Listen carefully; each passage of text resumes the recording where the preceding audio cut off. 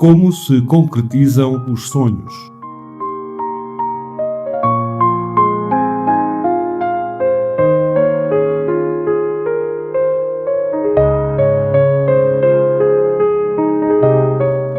Acreditamos que toda a pessoa é inatamente filósofa, que todos somos filósofos. Acreditamos que não existe uma universidade que possa fazer filósofos. Esta pode reconhecer, mediante um título, uma série de conhecimentos técnicos, mas não há universidade que faça filósofos, poetas ou músicos. O homem leva dentro de si essa inquietude. O filósofos, quer dizer, o apaixonado da sabedoria e da profundidade das coisas, está em todos nós.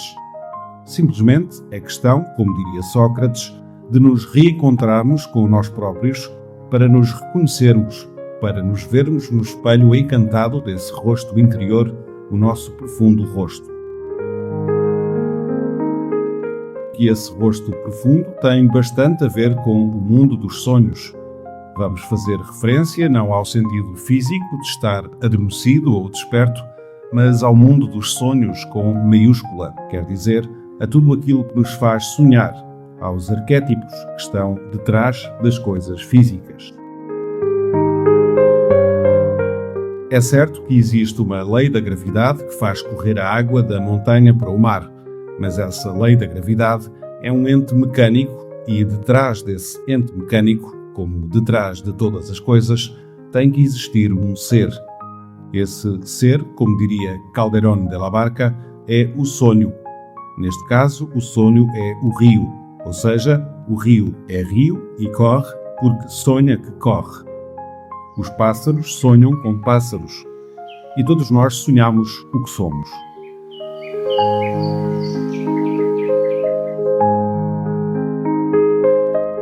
Todos temos dentro uma série de sonhos que podem ser artísticos, familiares, económicos, sociais, políticos, etc. Todas as pessoas têm sonhos e há que cuidar em não desprezar nenhuma delas. Às vezes acreditamos que porque uma pessoa trabalha de uma determinada maneira, ou porque está vestida de uma determinada maneira, ou porque tem tal ou tal aspecto, não tem possibilidade de sonhar. Isso não é certo. Todos os seres humanos têm a possibilidade de sonhar. Todos estamos em contacto com esse mundo interior onde vivem os arquétipos, onde estão os sonhos.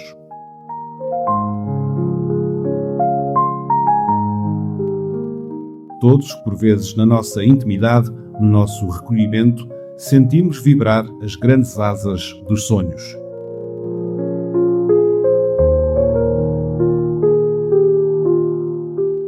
Há vozes misteriosas que nos ditam os poemas, esses que talvez nunca escrevemos porque somos demasiado tímidos para o fazer.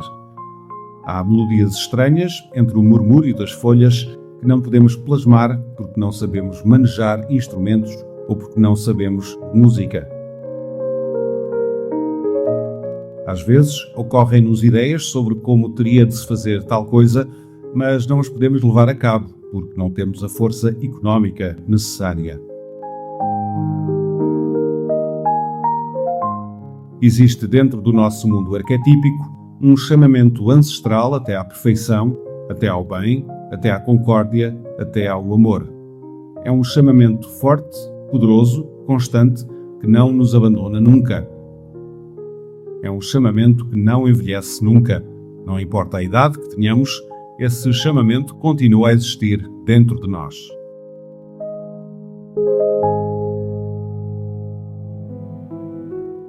Como se plasmam os sonhos? Fizemos referência, em múltiplas ocasiões, à divisão septenária da natureza. Quer dizer, esta estaria dividida em 7 planos, assim como há 7 dias da semana, 7 notas musicais, 7 cores básicas. Existe um sistema septenário que rege o universo. O mundo manifestado que conhecemos está regido por este misterioso número 7. Também a concretização dos sonhos está regida por este número 7.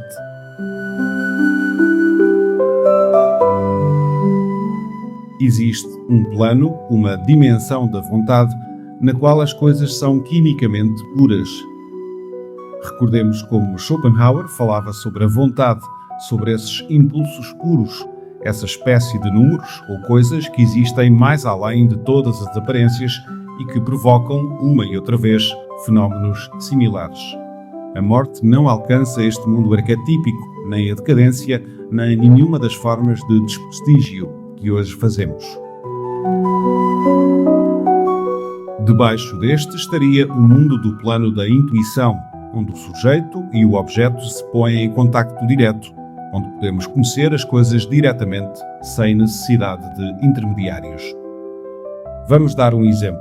Se alguém se desloca à Grécia, verá o Parthenon e dirá que é belo, embora não saiba de arquitetura nem de arqueologia. Assim, qualquer um de nós poderia dizer se um objeto é belo ou se não o é. Talvez estejamos todos de acordo, talvez tenhamos distintos cânones de beleza, mas para dizer que algo é belo ou não é belo, não é necessário que não o expliquem. Há algo dentro de nós, uma espécie de juiz inexorável, que nos faz encontrar a beleza ou a fealdade em todas as coisas. Sentirmos-nos atraídos ou repelidos por ela.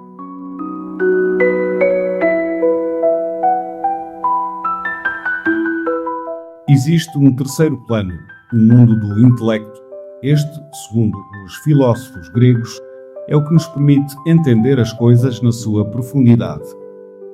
A própria palavra indica-o, intelecto, de intellectio, a ação e a capacidade, a virtude de entender, ou seja, poder entender as coisas, poder captar, chegar à medula, ao esqueleto escondido das coisas.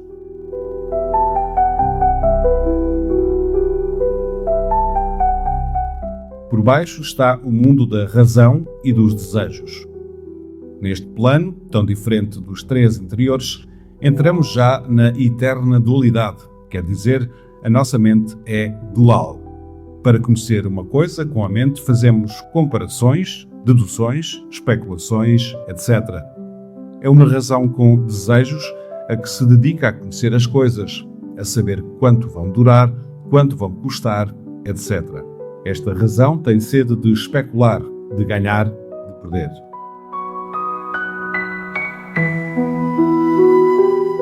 Por debaixo dos planos anteriores está o mundo psíquico, onde se encontram esses outros sonhos que são as nossas imaginações, as nossas fantasias. Este mundo psíquico é aquele que faz com que o nosso ser mude completamente diante dos outros. Há pessoas que não são atrativas fisicamente e, no entanto, têm uma espécie de encanto, têm algo que nos atrai. Essas pessoas estão a dizer-nos algo.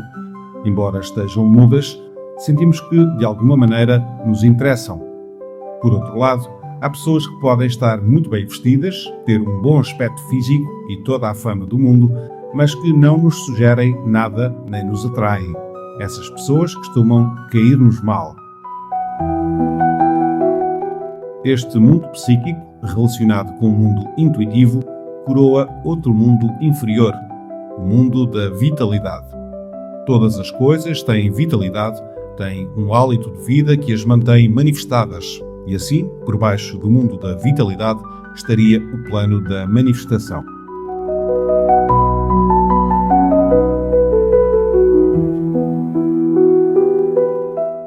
Como se manifestam os sonhos? Há um mundo arquetípico, um mundo numérico, superior e abstrato, que está mais além dos atributos de cor, forma, tamanho, etc. É neste mundo de arquétipos que estariam os sonhos que se vão plasmando até à sua manifestação.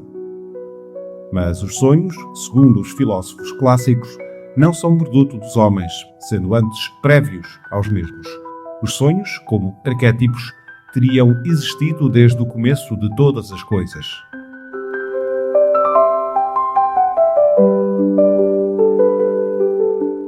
Vamos dar um exemplo. Antes que nascesse o primeiro matemático, antes que nascesse o primeiro aritmético, como se sabia que 2 mais 2 são 4? Talvez não se soubesse, mas 2 mais 2 eram 4 e continuam a somar 4 ainda hoje. Há 2000 anos já existia a queda dos corpos, embora ninguém a tivesse registada como uma lei de maneira científica. Quer dizer, tudo isto existe na natureza mais além daquilo que o homem possa descobrir ou não. Existe então um esquema prévio e natural que está mais além do que nós podemos captar.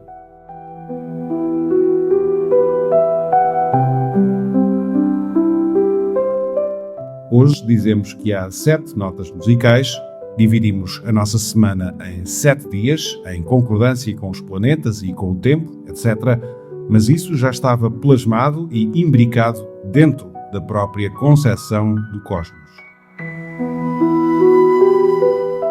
De igual modo, os sonhos vivem e existem. São amigos fantasmagóricos, seres estranhos que nunca nos abandonam.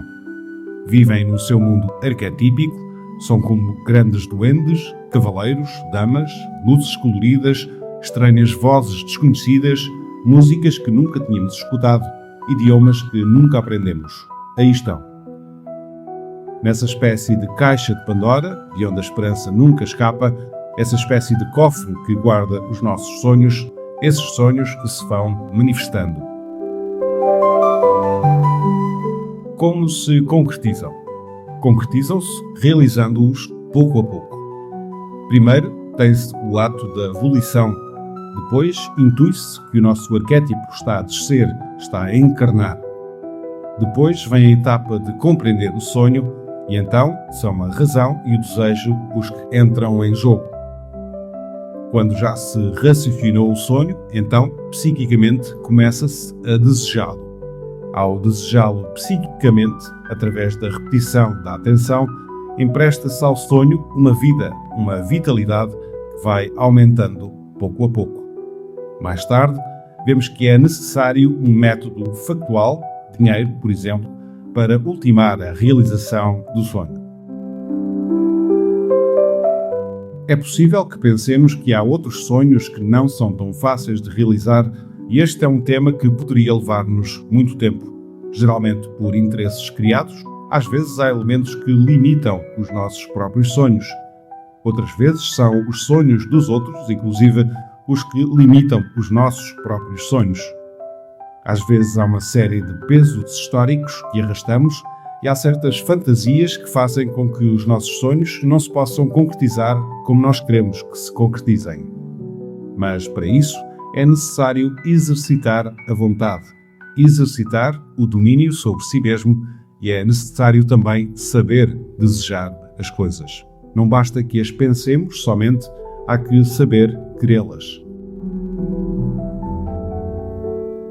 Posso dizer-vos, baseando-me na minha experiência pessoal, que eu desejei e sonhei com a Nova Acrópole, mas depois de a ter fundado, posso constatar com orgulho que a Nova Acrópole está em 27 países. Quando a sonhei, quando a plasmei há 22 anos, encontrava-me muito longe daqui e sem nenhum recurso para a poder fazer. É necessário conectar-se com esse mundo espiritual, essa grande reserva espiritual que existe mais acima, onde está a nossa vontade, a intuição, o intelecto.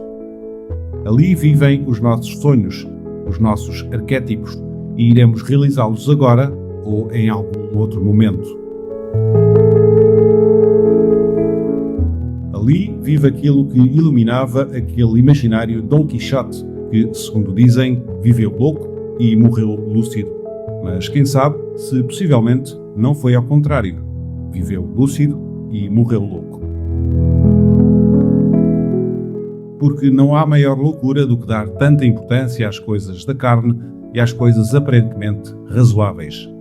Talvez não haja maior juízo, nem maior aproximação à verdade, do que saber sonhar as coisas com profundidade e com força, saber unir os nossos corações, saber cantar juntos, saber falar juntos, saber estar juntos, poder sonhar profunda e poderosamente.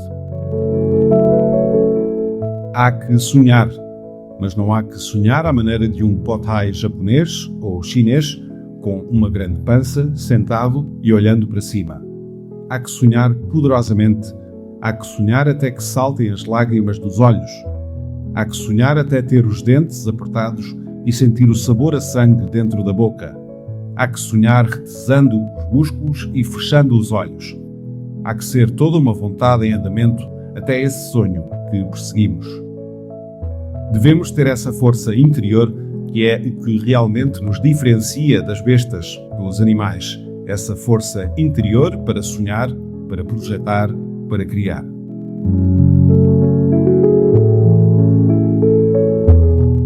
Se hoje o mundo inteiro viesse abaixo, se hoje perdêssemos toda a nossa arte, a nossa ciência, a nossa filosofia, a nossa literatura, as nossas cidades, os nossos caminhos, as nossas represas, embora tudo isso fosse derrubado, bastava que ficasse um só casal sobre a Terra e o mundo voltaria a ser repovoado. Voltaria a haver bibliotecas, poemas, crianças, voltaria a haver quadros pintados, monumentos e pirâmides, porque o homem leva dentro de si mesmo os arquétipos da totalidade da humanidade. Cada um de nós reflete, de alguma maneira, todos os homens que existem na Terra.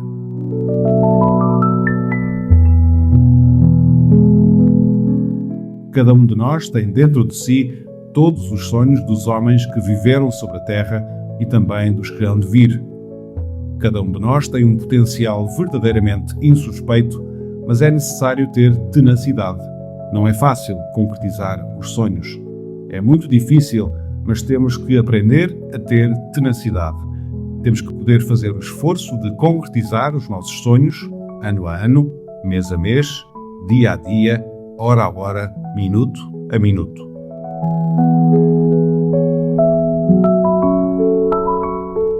Não temos que decair nos nossos sonhos se realmente os temos.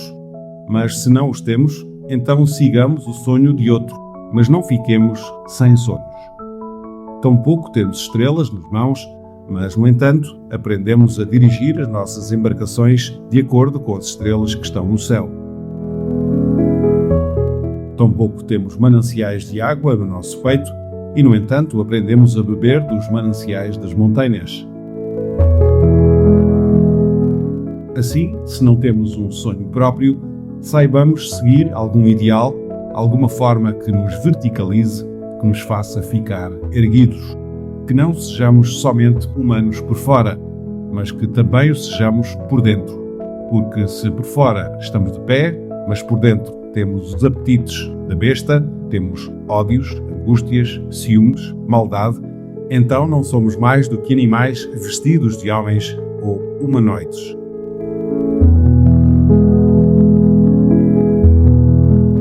Mas se realmente somos homens, como a nova Acrópole quer e como a filosofia quer, como a natureza que está dentro de cada homem quer, então erguemo-nos e, na nossa humildade, de joelhos, talvez diante de Deus, podemos dizer: eu sou um homem, tenho sonhos, passam por dentro de mim vozes estranhas, sinto nas minhas noites palavras que não compreendo. Há poemas, há desejos inconclusivos. Não sou uma máquina, não sou um robô, estou muito mais além. Porque sou um ser humano, posso reparar o que faço, posso corrigir-me, melhorar-me. Posso sonhar com algo que esteja por cima de mim. Não sou simplesmente um ente programado, sou um pouco de criação. De tal modo, podemos chegar a sonhar com um homem novo que não tenha as nossas limitações, que quando nasce poeta possa escrever os seus versos, que quando nasce músico possa compor as suas melodias, que possa viver ecologicamente, ou seja, não contra a natureza, mas a favor da mesma, seguindo as suas próprias leis naturais, estando depurado por fora e por dentro.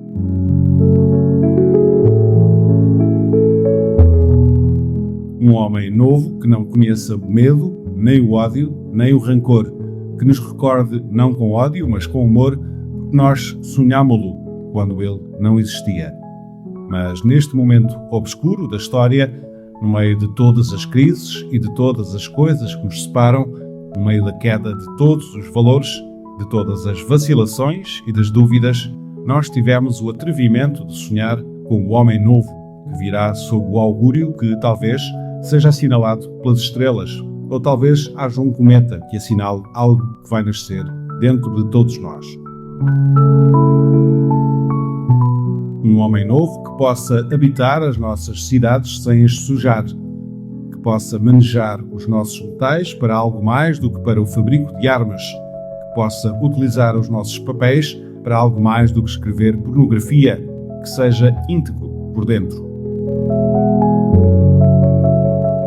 Um homem que não possa ser comprado nem com todo o ouro do mundo, nem o possa assustar com todo o chumbo do mundo, que seja realmente consciente da sua imortalidade e da imortalidade de quem o rodeia. Que saiba que ser homem não é simplesmente ser um esqueleto oco, roto ou o que seja, mas algo muito mais profundo. Que saiba que ser homem é algo assim como ser relâmpago, um raio no meio da noite. Que ser homem, neste momento histórico, ser essa semente do homem novo, é precisamente ser como uma luz na noite.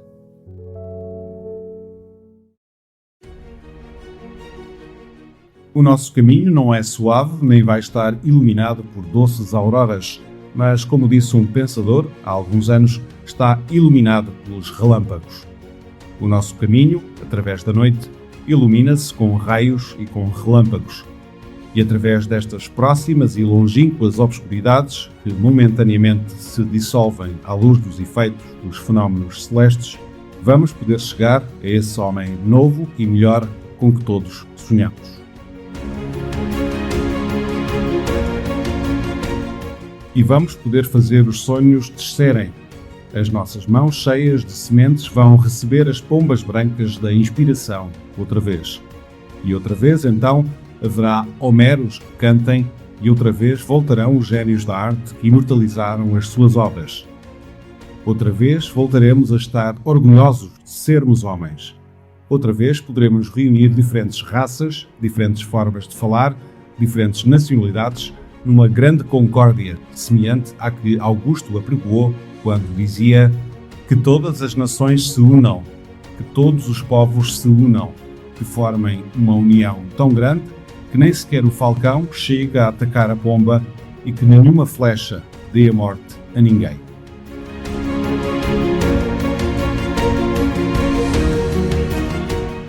Essa concretização dos sonhos, dos pequenos e dos grandes, como este plasmar de um homem novo, é a mecânica filosófica que faz com que os sonhos possam encarnar, possam plasmar-se. Cada um de nós é um sonho. De alguma maneira, vocês ter-me-ão sonhado e eu sonhei-vos a vós, quer dizer, sonhamo-nos mutuamente e encontramo-nos neste mundo de sonhos e ilusões.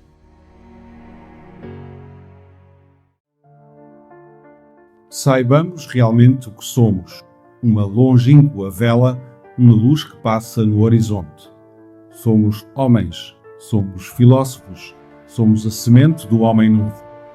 Somos essa força inevitável que pode fazer o que tantas vezes vos digo e que hoje vos quero repetir.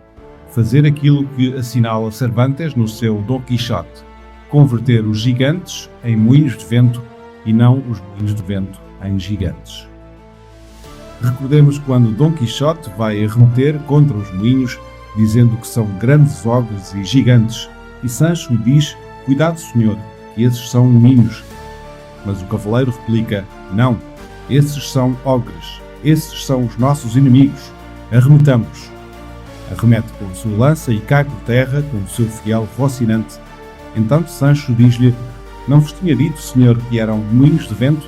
Ao qual Dom Quixote responde: "Mas não te tinha dito a ti, Sancho, que há coisas que somente a cavalaria ensina e que aqueles que não a conhecem não compreendem que há gigantes que se convertem em moinhos de vento quando são atacados?"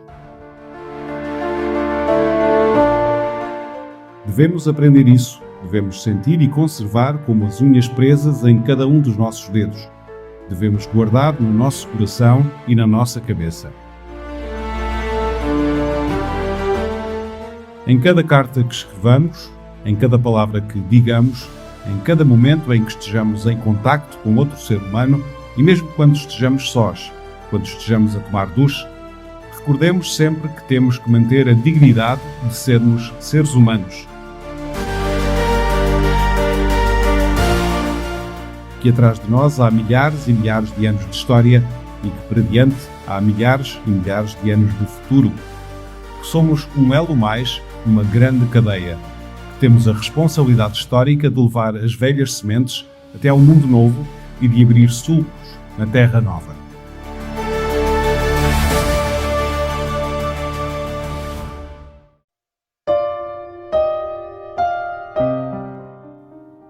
Tenhamos a força suficiente para nos levantarmos pela manhã renovados. Mas façamos o que façamos, sejamos o que sejamos, tratemos de fazê-lo bem. Tratemos de fazê-lo de maneira acropolitana, de maneira filosófica. Tratemos de fazer os nossos atos da melhor maneira possível. Estejamos sempre alerta, sempre atentos. Tratemos sempre de estar conectados com esse mundo que nos espera depois da morte, para nos receber maravilhosamente envoltos em luz e na paz do dever cumprido.